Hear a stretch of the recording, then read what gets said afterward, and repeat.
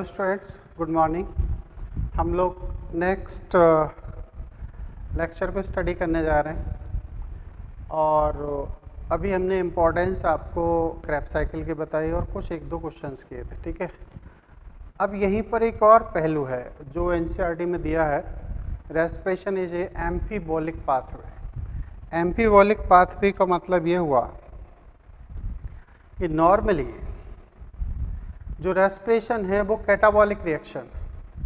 Catabolic reaction का मतलब होता है कि जहाँ पर बड़ा मॉलिक्यूल छोटे छोटे मॉलिक्यूल्स में ब्रेक डाउन हो और एनर्जी का प्रोडक्शन करे, कैटाबॉलिक रिएक्शन। तो रेस्पिरेशन नॉर्मली हम कैटाबॉलिक रिएक्शन में कंसिडर करते हैं, लेकिन यहाँ एक दूसरा पहलू भी है।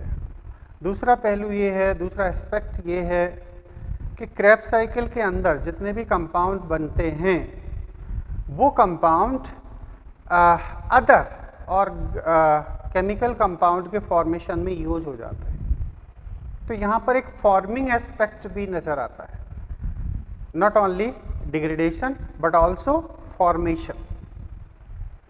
अब फॉर्मेशन मतलब एनाबॉलिक, डिग्रेडेशन मतलब कैटाबॉलिक। तो इस बेसिस पर कहा जाता है कि श्वसन एक एम्फीबॉलिक पाथवे है, यानी कि इसमें केमिकल कंपाउंड डिग्रेड भी होते हैं, ब्रेक डाउन भी होते हैं और इसमें सब्सटेंस का फॉर्मेशन भी होता है। तो उस एम्फीबॉलिज्म जो नेचर है उसे हम क्रैप्स साइकिल के एस्पेक्ट में स्टडी इस टाइम कर सकते हैं। जैसे इसमें एसिटाइल कोएंजाइम बना था, ये एसिटाइल कोएंजाइम का उपयोग फैटी एसिड और जिब्रेलिक एसिड हार्मोन, जिसे हम जिब्रेलिन हार्मोन भी कहते हैं, इसके निर्माण में होता है। एनसीईआरटी में एम्फीबॉलिक पाथवे में लिखा भी है, हम अलग से भी इसे स्टडी कर सकते हैं। तो कहा जाता है कि acetyl coenzyme normally completely oxidize होकर एनर्जी प्रोड्यूस करता है, वो एक रेस्पिरेशन का एस्पेक्ट है। लेकिन अगर सेल को दोबारा फैटी एसिड्स की ज़रूरत पड़ती है तो ये एसिटाइल कोएंजाइम कहा जाता है कि उस श्वसन के मार्ग को छोड़कर दोबारा से एसिटाइल कोएंजाइम से यहाँ पर फैटी एसिड और जिब्रेलिक एसिड हार्मोन का निर्माण कर सकता है, यानी कि एनाबॉलिक की तरह भी वर्क कर सकता है। ऐसे ही कहा गया है कि जो सक्सिनाइल कोएंजाइम है वो एक्चुअली यहाँ से क्लोरोफिल निर्माण में, साइटोक्रोम निर्माण में, फाइटोक्रोम निर्माण में उपयोग किया जा सकता है। Oxaloacetic acid, alpha ketoglutaric acid, ये कुछ अमीनो एसिड के फॉर्मेशन में यूज हो जाते हैं। तो यानी कि यहाँ पर फॉर्मिंग एस्पेक्ट भी हमें क्रैप्स साइकिल का नज़र आता है, ठीक है, ये चीज़ हो जाती है। तो ये क्रैप्स साइकिल की जो स्टडी है वो यहाँ पर कंप्लीट होती है। अब हम यहाँ पर एक एटीपी के कैलकुलेशन की बात कर लेते हैं, है ना। आखिर किस जगह कितने एटीपी का फॉर्मेशन होगा, फिर हम यहाँ पर कुछ क्वेश्चंस भी करना चाहेंगे, है ना, तब ये सारी बातें क्लैरिफाई होंगी। तो ये कहीं ना कहीं फॉर्मिंग एस्पेक्ट को भी दर्शाता है। यहाँ पर हम एक दो लाइनें और लिख देते हैं जिससे कुछ बातें और क्लैरिफाई हो जाएं। सामान्यतः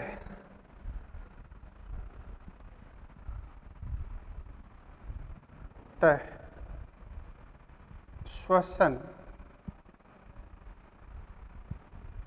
अपचय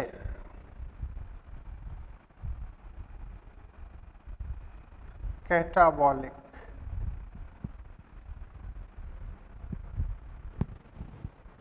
अभिक्रिया मानी जाती है,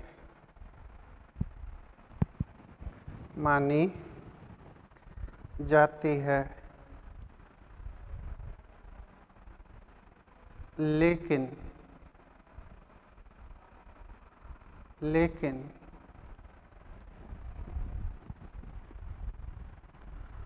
इस प्रक्रिया में निर्मित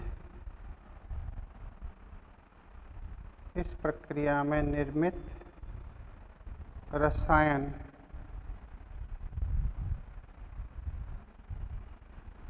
अन्य उपयोगी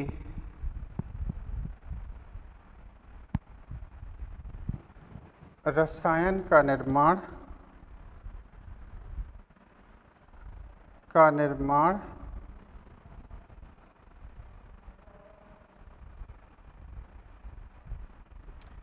आवश्यकतानुसार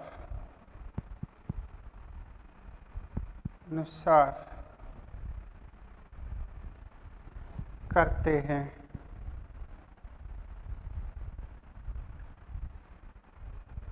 अतः यह उपचय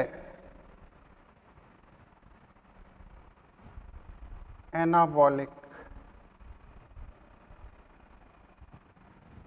अभिक्रिया भी दर्शाती है।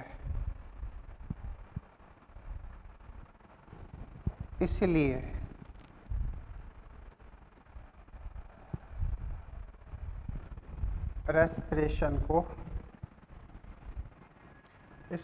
श्वसन को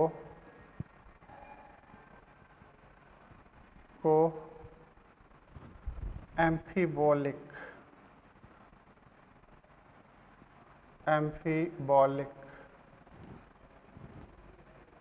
पाथवे भी कहा जाता है। बाकायदा एनसीईआरटी ने इस पर स्टडी की है ना, आप पढ़ोगे तो समझ में आ जाएगा। इसमें मैं एक खास बात लिख देता हूँ जिस पर एम्फीबॉलिक एस्पेक्ट कहा जाता है, एनसीईआरटी में लिखा है। तो कहा जाता है कि जब श्वसन की प्रक्रिया होती है तो पायरुविक एसिड एसिटाइल कोएंजाइम में बदलता है। एसिटाइल कोएंजाइम कंप्लीट ऑक्सीडेशन से एनर्जी प्रोड्यूस करता है। अगर सेल को दोबारा यहाँ पर फैटी एसिड की ज़रूरत होती है तो एसिटाइल कोएंजाइम फैटी एसिड निर्माण में प्रयुक्त होते हैं, जिसके लिए वो श्वसन की प्रक्रिया को छोड़ देता है।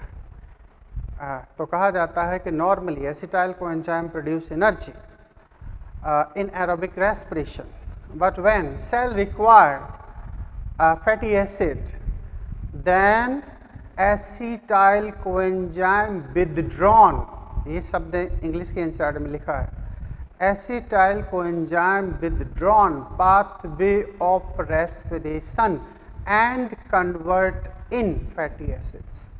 ये एनसीईआरटी की लाइन है, तो मैं उसको यहाँ लिख दूँ तो एम्फीबॉलिक का मेन जो कंसेप्ट है वो आपके सामने आ जाता है। कहा जाता है एसिटाइल कोएंजाइम श्वसन द्वारा एटीपी के रूप में ऊर्जा उत्पन्न करता है।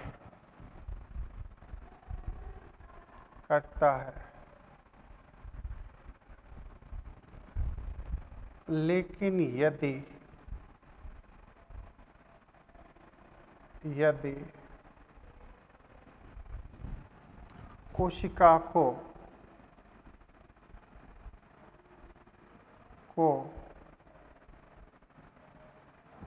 फैटी एसिड की आवश्यकता होती है तब आवश्यकता होती है तब एसिटाइल कोएंजाइम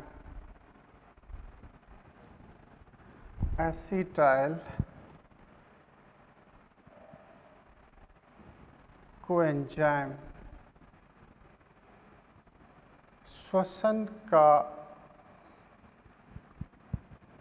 मार्ग छोड़कर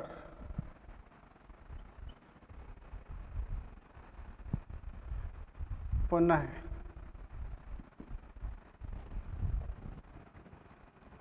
फैटी एसिड में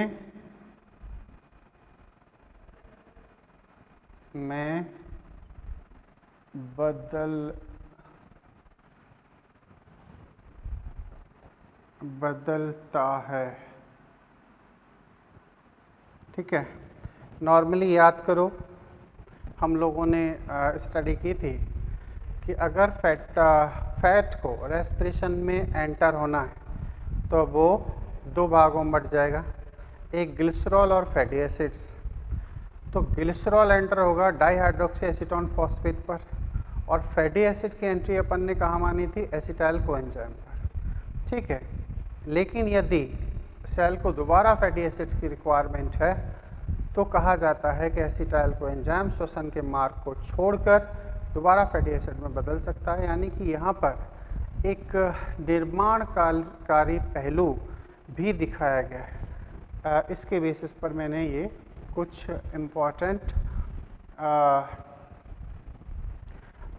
ये पॉइंट्स लिखे थे, जहाँ पर क्रेब्स साइकिल में निर्मित डिफरेंट कंपोनेंट, डिफरेंट रसायन किस तरीके से दूसरे कंपोनेंट को बना रहे हैं। तो respiration is a amphibolic pathway, इसको मैंने आपको यहाँ पर इसी जगह एक्सप्लेन कर दिया है इस छोटे से सेगमेंट के जरिए। ठीक है, आप इसे एक बार एनसीईआरटी में भी पढ़ें। अब हम आपको ले चलते हैं एटीपी कैलकुलेशन में। एटीपी कैलकुलेशन के बाद ही कुछ क्वेश्चंस आप सॉल्व कर पाएंगे।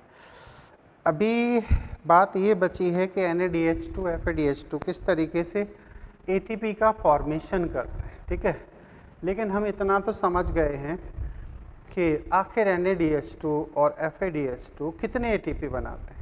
तो एक NADH2 ETS में जाके 3 एटीपी बनाएगा और एक FADH2 2 एटीपी बनाएगा।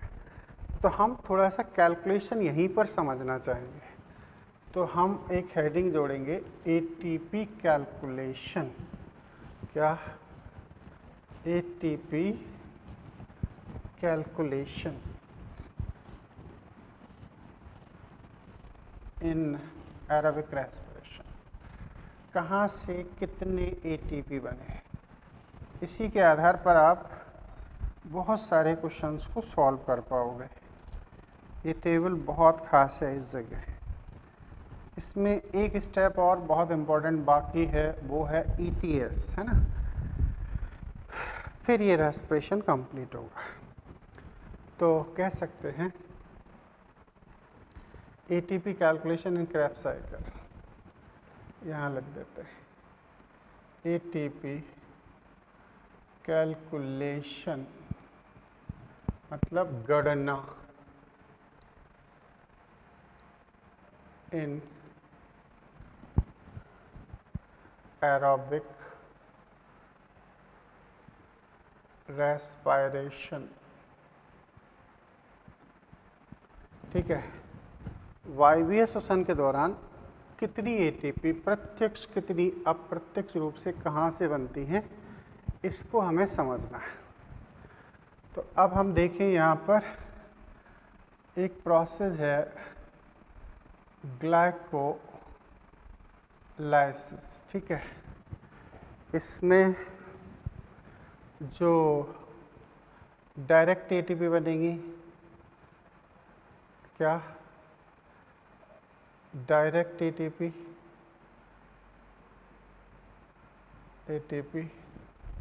एंड इनडायरेक्ट एटीपी है ना। तो वो from ETS electron transport system. ETS को आप ऐसे समझ लो जैसे बैंक है, और NADH2 FADH2 को समझ लो चेक से कैश में जो कन्वर्जन होता है वो तभी संभव होता है जब वो चेक बैंक में जाता है, वहाँ वो पैसे में कन्वर्ट होता है। तो वैसे ही समझ लो ATP यहाँ पर अभी चेक के फॉर्म में, NADH2 FADH2 चेक के फॉर्म में, ये जब ETS में जाएंगे तो वहाँ से ATP बनेगा। ठीक है, ये तो यहाँ पर डायरेक्ट ATP कितने बने थे? तो डायरेक्ट जो ATP बने थे वो बने थे टोटल 4 ATP। ठीक है, 4 ATP हमें यहाँ मिले। अच्छा जी, ये 4 ATP।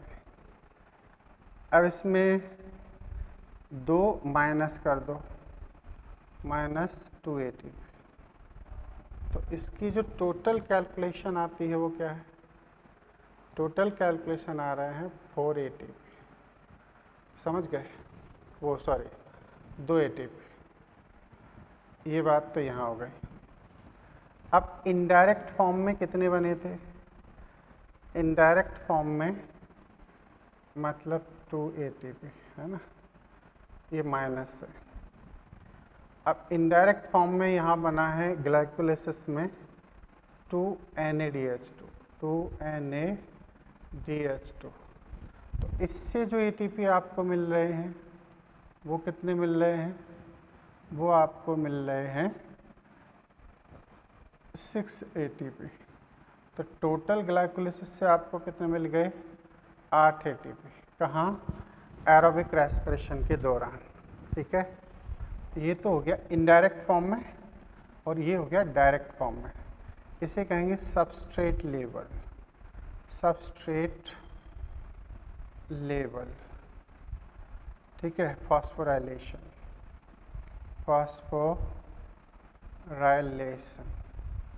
क्लियर? अब हम करेंगे यहाँ बात लिंक रिएक्शन की। कहाँ? लिंक रिएक्शन में बात की जाए तो यहाँ क्या होता है? 2-pyruvic acid convert in to acetyl coenzyme। ठीक है, तो यहाँ हमें इनडायरेक्ट फॉर्म में ATP मिले थे। कितने? इनडायरेक्ट फॉर्म में हमें मिले 2 NADH2। क्या मिला? यहाँ लिखते हैं इनडायरेक्ट फॉर्म में 2 NADH2। ठीक है, तो इससे आपको क्या मिल रहा है? इसको आपको मिल रहे हैं 6 ATP। अगर आप इस कैलकुलेशन को अलग करते हो तो ग्लाइकोलाइसिस में आपको मिल गए 8 ATP और लिंक रिएक्शन में आपको मिल गए 6 ATP। अब हम बात करें क्रेब्स साइकिल की। क्रेब्स साइकिल, ठीक है, डायरेक्ट फॉर्म में आपको क्या मिला था? डायरेक्ट फॉर्म में हमको मिला था GTP = ATP। तो इस फॉर्म में हमें जो ATP मिला है वो मिला है 1 ATP। क्या मिला? 1 ATP तो आपको डायरेक्ट मिल गया in the form of GTP। अब इनडायरेक्ट वे में कितने मिले? तो इनडायरेक्ट में हमें वहाँ पर 3 NADH2 मिले। क्या मिले? 3 NADH2। ठीक है, अब एक मिला था FADH2। क्लियर? तो इससे मिले टोटल कितने? इससे हमें मिले 9 ATP। इससे मिले टोटल कितने? 2 ATP। ठीक है, जीटीपी जब ईटीएस में जाएगा तो हमें मिलेंगे 2 एटीपी। क्लियर। अब कैलकुलेशन इसकी की जाए तो कितने हो गए 9, 10 एंड 12। डायरेक्ट इनडायरेक्ट कितना हो गया 12 एटीपी। 12 इंटू 2 कर दो, क्योंकि 2 क्रैप साइकिल 2 चलने वाली हैं, ये तो एक क्रैप साइकिल का कैलकुलेशन है। तो अल्टीमेटली क्या हुआ, अल्टीमेटली हुआ इंटू 2 कर देते हैं, जैसे 2, तो इक्वल टू हो जाएगा 24 एटीपी। आपको एक ग्लूकोज की अगर कैलकुलेशन करनी है तो उस टाइम 24 एटीपी मिलेंगे यहाँ से, 6 यहाँ से और 8 यहाँ से। तो आप इन सबको कैलकुलेट करोगे तो 24, 6, 30 और 8 कितने हुए 38। तो हम इस कैलकुलेशन की बात करें तो total ATP total 38 ATP molecules are prepared during complete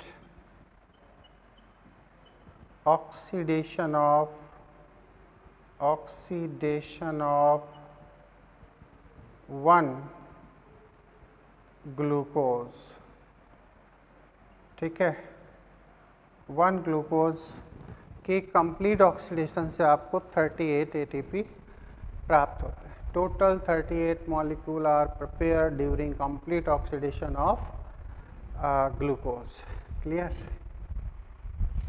कहाँ से कितने मिल रहे हैं वो आप इससे समझ लो, और इसी के आधार पर आप कई क्वेश्चंस को सॉल्व कर पाओगे। बात समझे? ठीक है, तो आप इसको अच्छे से बना लें एक बार, उसके बाद हम इससे रिलेटेड आपको क्वेश्चंस बताएंगे। क्वेश्चंस किस तरीके से रहेंगे वो बात समझने की है। काफ़ी इंटरेस्टिंग यहाँ क्वेश्चंस बनते हैं। ठीक है, ये चीज़ हो गई। अभी हम यहाँ कुछ क्वेश्चंस इसी के सामने आपको एक्सप्लेन करते हैं, जिससे कि बात आपकी, जैसे क्वेश्चन, एक ग्लूकोज के पूर्ण ऑक्सीकरण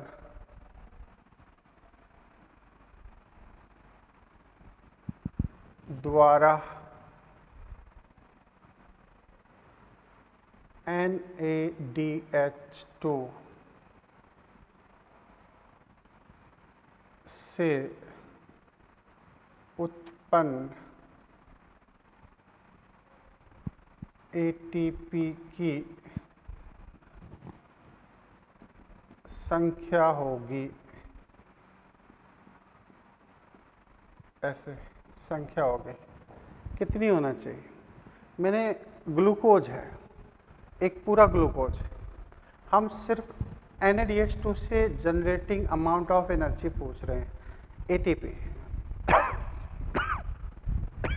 ये बात फिक्स है कि ये जो ATP बनने जा रहे हैं ये ETS में बनेंगे। ठीक है, तो NADH2 के जरिए कितने कितने बने, देखो यहाँ देखें, ग्लाइकोलिसिस के दौरान 6 ATP यहाँ बने। ठीक है, NADH2 से, ये लिंक रिएक्शन में NADH2 है तो 6 यहाँ से बन रहे हैं, मतलब टोटल कितने हो गए 12। अब यहाँ पर देख लो 3 NADH2 है, 9 ये बन गए, तो फिर क्या हो गया 12 प्लस 9 कितने हो गए 12 प्लस 9 ठीक है। तो 21, तो आंसर क्या हो जाएगा? आंसर हो जाएगा मतलब इसको सॉल्यूशन अगर करें तो आंसर है आपका 21 ATP मॉलिक्यूल, ठीक है। 12 देन 9, तो ये सामने ही है, मेरे ख्याल से आप समझ गए होंगे। क्लियर। अब ऐसे ही क्वेश्चन है जैसे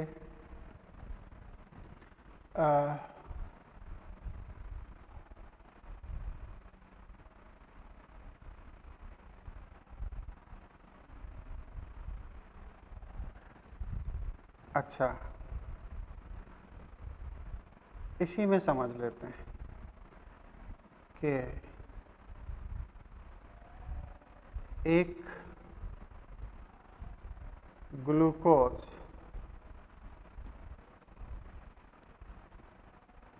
के पूर्ण ऑक्सीकरण द्वारा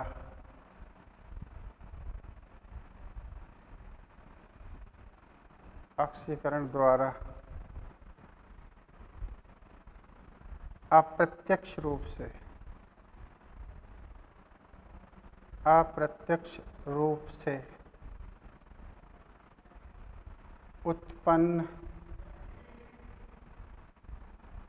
उत्पन्न एटीपी, अप्रत्यक्ष का मतलब क्या हुआ? ETS है, एटीपी की संख्या होगी,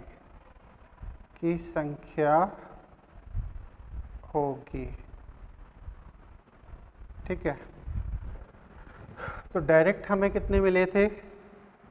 डायरेक्ट एक 4 ATP यहाँ मिले थे, तो हमें इनसे कोई लेना देना नहीं है। अप्रत्यक्ष की बात की जाए तो अप्रत्यक्ष में हमें 6 तो यहाँ से मिले, ठीक है, हमें 6 यहाँ से मिले तो 12 हो गए, और उसके बाद में 11 यहाँ से मिले, 11, ठीक है।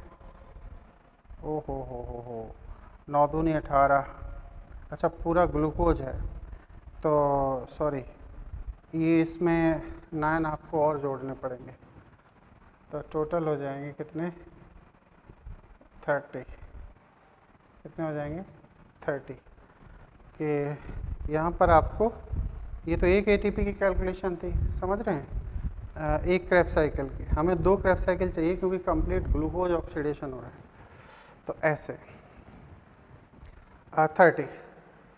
अब अपन ने अप्रत्यक्ष रूप से संपूर्ण रूप से पूछा है, तो संपूर्ण रूप से मतलब ये हुआ कि हमें यहाँ पर ये 11 मिल रहे हैं। क्या? 11 × 2 मतलब कितना हुआ है?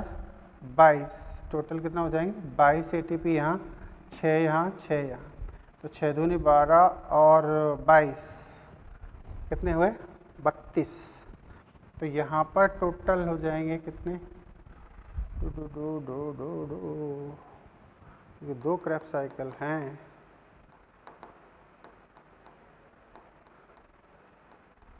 (11 × 2)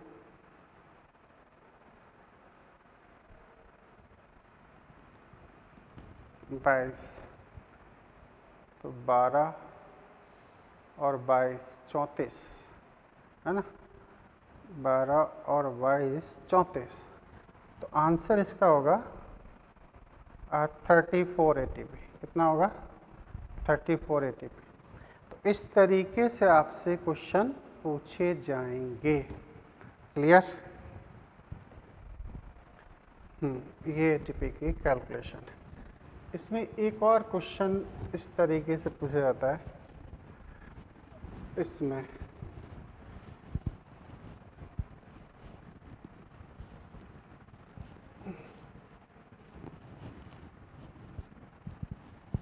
जैसे सबस्ट्रेट लेवल पूछ लेंगे कोई, है ना, सबस्ट्रेट लेवल पे कितने हुए?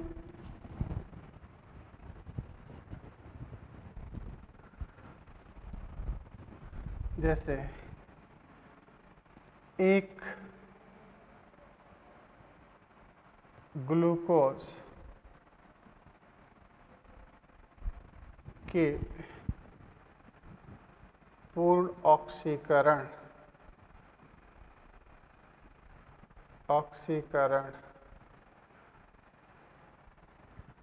के समय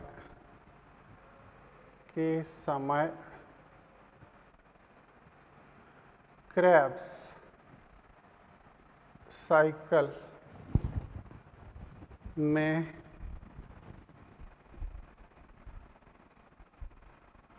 सबस्ट्रेट लेवल फॉस्फोराइलेशन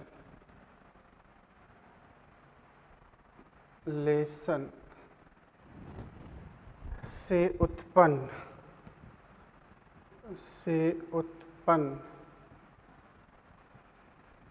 एटीपी की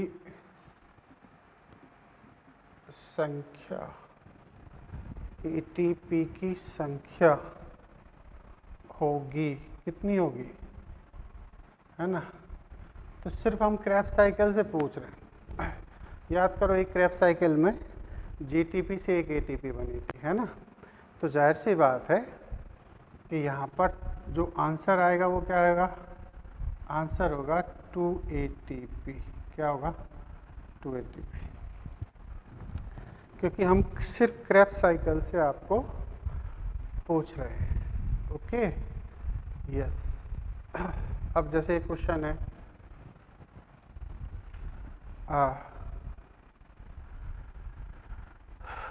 ग्लूकोज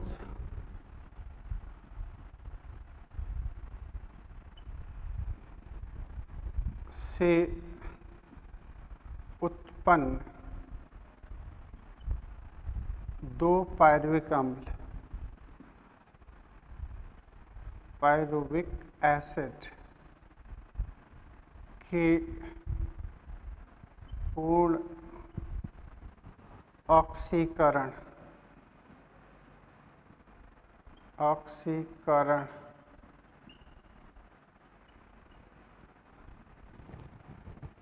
से उत्पन्न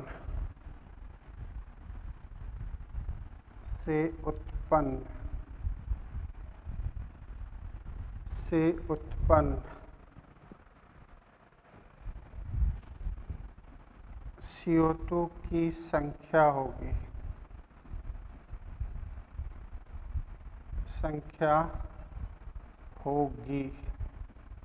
तो आपका आंसर क्या होगा? 2 पायरुविक एसिड के पूर्ण ऑक्सीकरण हो रहा है, तो CO2 की संख्या कितनी होगी? याद करो, लिंक रिएक्शन में एक CO2 रिलीज हुआ और क्रेब्स साइकिल में 2 कंटिन्यूस स्टेप पर 2 CO2 रिलीज हुए।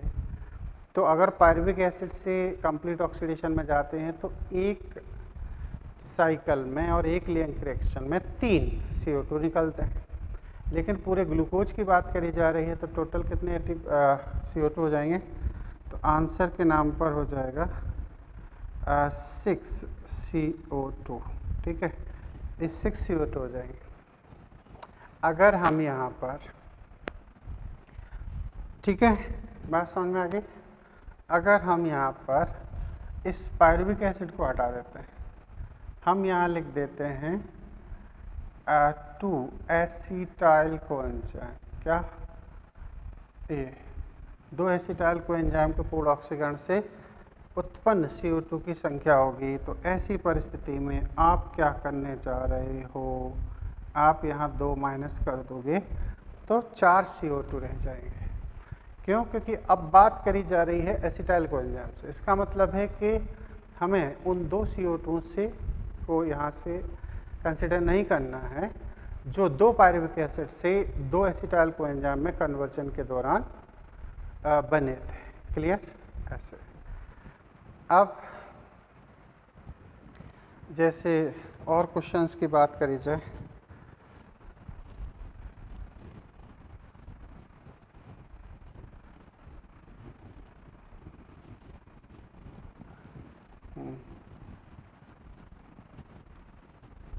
जैसे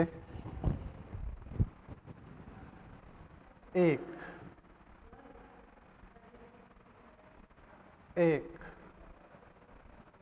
सुक्रोज अणु के पूर्ण ऑक्सीकरण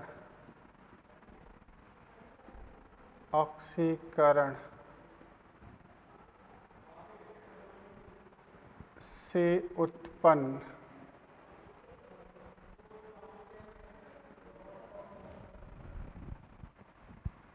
पायरुविक एसिड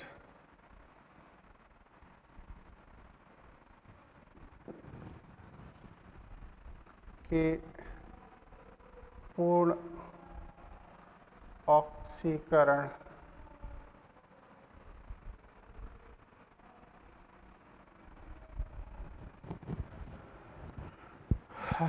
द्वारा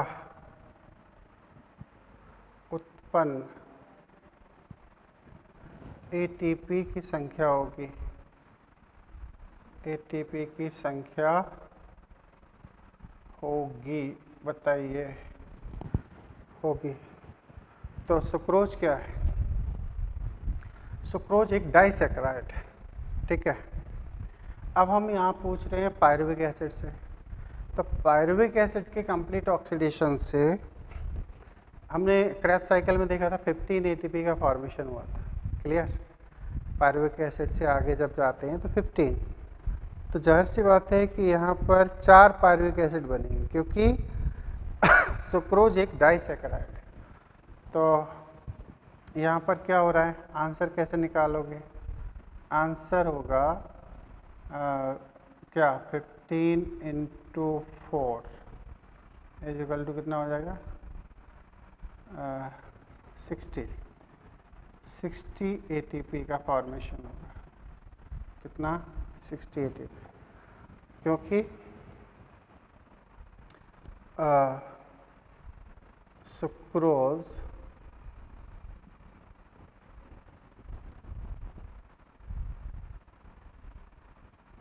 इज ए डाइसैकेराइड। कौन है? डाइसैकेराइड है। तो जाहिर सी बात है इससे हमें 4 पायरुविक एसिड मिलने वाले हैं। तो ओवरऑल बात करी जाए तो इस तरीके से क्वेश्चन आपसे बनते हैं, है ना। अब जैसे एक क्वेश्चन है, ऐसे भी क्वेश्चन पूछे जाएंगे। क्वेश्चन,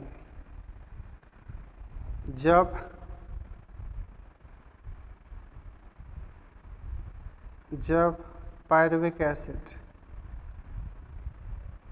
एसिटाइल को एंजाइम में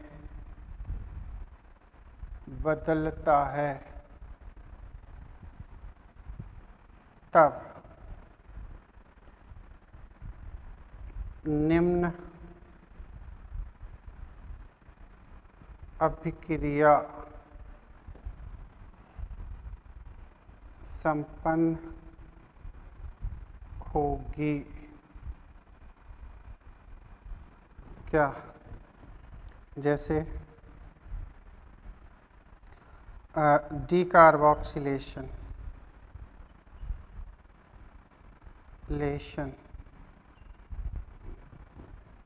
दूसरा ऑक्सीडेशन, ठीक है। तीसरा ऑक्सीडेटिव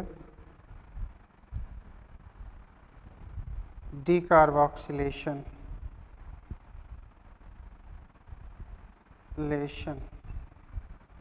ठीक है। अब इसमें बताओ 3 में क्या आंसर होगा? तो 3 में आपका आंसर आएगा ऑक्सीडेटिव डीकार्बोक्सिलेशन। यहाँ ऑक्सीडेटिव प्रोसेस भी है, यानी DH2 का भी फॉर्मेशन हो रहा है और यहाँ से CO2 का भी प्रोडक्शन हो रहा है। तो ऑक्सीडेटिव डीकार्बोक्सिलेशन आपका राइट आंसर माना जाएगा। ओके, अब हम कुछ और इससे आगे आपको क्वेश्चन कराते हैं। ये क्वेश्चंस बहुत ज़रूरी हैं इस जगह, ये समझ में आना। ये अभी समझ लोगे इसी जगह पर, तो आप क्वेश्चंस बाकी बड़े आराम से सॉल्व कर सकते हैं। जैसे क्वेश्चन है, select wrong statement.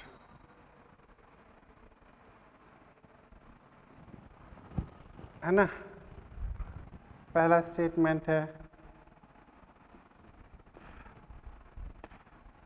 Net gain profit of ATP, profit of ATP in glycolysis is 2 ATP। ये पहला सेंटेंस, ठीक है। दूसरा, Krebs cycle is a cyclic biochemical reaction,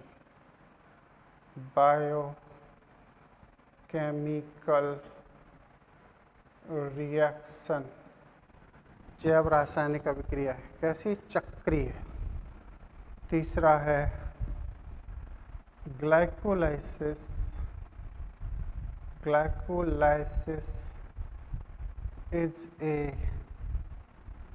is only reversible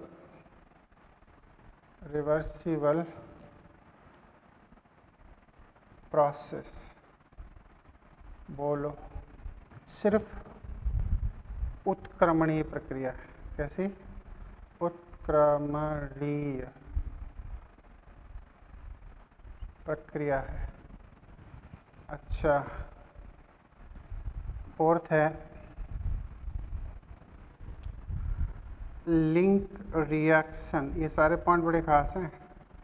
link reaction perform in mitochondria. ठीक है, इसमें right answer आपका क्या होना चाहिए? बहुत अच्छे सेंटेंस हैं ये, थर्ड आंसर होगा, क्योंकि ये सिर्फ रिवर्सिबल नहीं है बल्कि ये इरिवर्सिबल फॉर्म में भी कुछ पॉइंट्स पर हमें देखने को मिलती है। बात ठीक। अब एक और क्वेश्चन बहुत अच्छा है, बन सकता है आपके सामने। एक ग्लूकोज के पूर्ण ऑक्सीकरण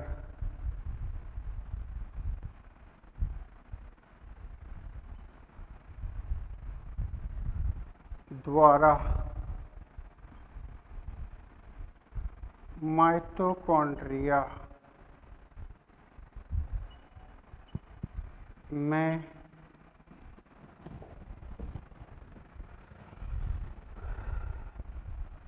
संपन्न होने वाली अभिक्रियाओं से उत्पन्न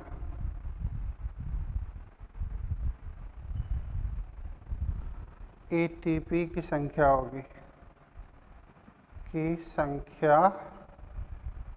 होगी, बोलो, है ना। सिर्फ माइटोकॉन्ड्रिया में होना चाहिए। तो ऐसी परिस्थिति में आप आंसर बनाओगे क्या? आंसर आप बनाओगे इसमें ग्लाइकोलिसिस की एटीपी को आप इसमें कंसिडर मत करो, क्योंकि ग्लाइकोलिसिस की प्रोसेस कहाँ हुई है? साइटोप्लाज्म में। ग्लाइकोलिसिस से हमें टोटल कितने मिले थे? 8 एटीपी। तो यहाँ हम कह देंगे 30 ATP, ठीक है। तो 30 ATP हमको उन रिएक्शन से मिल जाएंगे जो रिएक्शन माइटोकॉन्ड्रिया के अंदर हुई हैं। मतलब ये कि पायरुविक एसिड बनने के बाद जो एसिटाइल कोएंजाइम बनता है वो भी अल्टीमेटली कहाँ होता है, माइटोकॉन्ड्रिया में। तो माइटोकॉन्ड्रिया में मतलब ये हो गया कि पायरुविक एसिड की कंप्लीट ऑक्सीडेशन से जितने भी एटीपी बनेंगे, तो जाहिर सी बात है ग्लूकोज है एक पायरुविक एसिड से 15, तो 2 से कितने बने 30 एटीपी। ऐसे क्वेश्चंस भी आपको मिलेंगे। क्लियर? इस टाइप से क्वेश्चन बनते हैं और काफ़ी इम्पोर्टेंट क्वेश्चन है, इंटरेस्टिंग क्वेश्चन है ये। Okay, yes.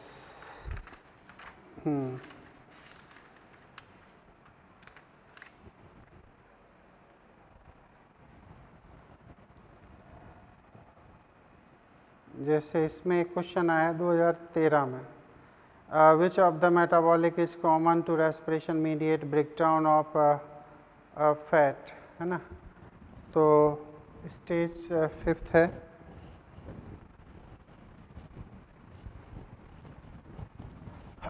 क्वेश्चन 3rd है। ये हालांकि मैं आपको बता चुका हूँ पिछले लेक्चर में, वैसे ही है। स्टेज 5th है। क्वेश्चन नंबर आपका 3 इसमें है। आप देखें तो इसका राइट आंसर क्या माना गया है? इसका राइट आंसर आपका माना जाता है पायरुविक एसिड। तो मतलब ये कि निम्न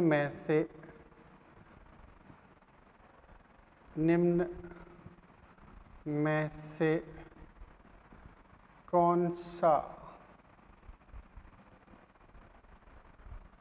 रसायन कार्बोहाइड्रेट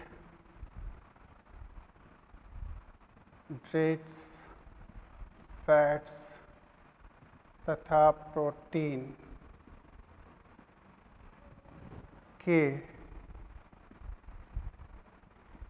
ऑक्सीकरण या के श्वसन मार्ग में निर्मित होता है।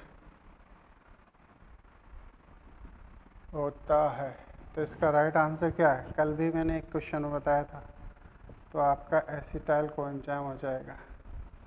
ठीक है, क्योंकि इस पॉइंट पर कार्बोहाइड्रेट भी आएगा, ग्लूकोज भी आएगा, यहाँ पर फैट के फैटी एसिड्स भी आएंगे, ग्लिसरॉल भी यहाँ से पास आउट होगा, और प्रोटीन के जो अमीनो एसिड्स हैं वो भी इस जगह पर पहुँचेंगे, है ना।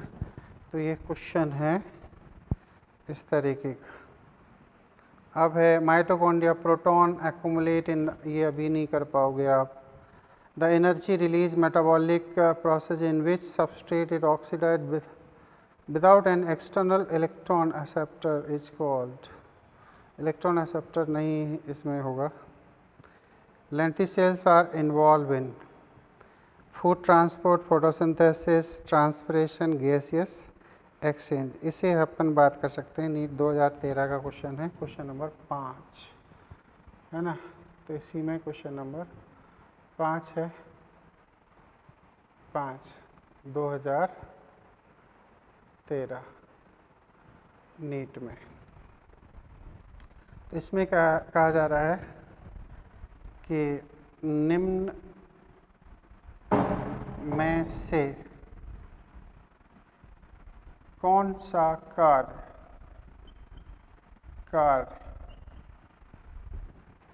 लेंटिसेल का होता है, लेंटिसेल या वातरंध्र का होता है। वातरंध्र तो आप जानते हो क्या होता है, याद आ रहा है? वो जो ये प्लांट है इस प्लांट में जो ट्रंक है, यहाँ पर जो पोर्स होते हैं, इन्हें हम लेंटिसेल्स कहते हैं। इन्हीं को हम क्या कहते हैं? वातरंध्र। और इनका काम क्या है? कौन सा कार्य वातरंध्र का होता है? जैसे इसमें ऑप्शन इन्होंने दिए हैं, पहला है भोजन स्थानांतरण। स्थानांतरण, क्या ये फंक्शन है? दूसरा क्वेश्चन है प्रकाश संश्लेषण। प्रकाश संश्लेषण। तीसरा है आपका वाष्पोत्सर्जन। वाष्पोत्सर्जन, याद करो, वाष्पोत्सर्जन तो ये मात्र 0.1 से 1% करता है, इसीलिए मुख्य काम वातरंध्र का, ये मैंने वहाँ पर भी बताया था आपको जब ट्रांसपिरेशन पढ़ा था, stomatal transpiration, cuticular transpiration, lenticular transpiration, उसमें हमने बाकायदा अमाउंट भी बताया था। और चौथा ऑप्शन है इसका क्या? गैसीय विनिमय। क्या? गैसीय विनिमय, एक्सचेंज ऑफ गैसेस। तो ये फोर्थ राइट आंसर माना गया है। अभी इसमें कुछ ऐसे क्वेश्चंस हैं जो इस जगह नहीं कर सकते हम लोग।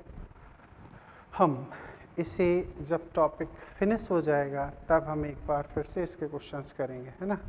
तो मैंने कुछ एक इम्पोर्टेंट जो क्वेश्चंस हैं, जो संभावित क्वेश्चंस हैं यहाँ पर, वो मैंने आपको एक्सप्लेन किए हैं, जनरेट किए हैं, आपको समझाए हैं, बताए हैं। ठीक है, आप इन्हें अपनी नोटबुक में जगह दें, इनको समझें, कैलकुलेट करें और फिर मॉड्यूल के बहुत सारे क्वेश्चंस हैं उन्हें सॉल्व कर सकते हो। क्लियर? अब आपके लिए एक बड़ा महत्वपूर्ण काम मैं दे रहा हूँ आज। अगले लेक्चर में हम ETS पढ़ेंगे, electron transport system, electron transport chain. ठीक है, नई NCERT में इसका एक डायग्राम दिया गया है ना। आप कल पढ़ने के लिए उस NCERT के डायग्राम को अपने नोटबुक में एज इट इज बनाएं घर पे, NCERT में देख देख के। ठीक है, फिर मैं आपको यहाँ पर उसकी एक्सप्लेनेशन दूंगा। क्लियर? और हम उसी NCERT के डायग्राम को फॉलो करेंगे। आप एक बार उसकी NCERT की लैंग्वेज ज़रूर पढ़ें।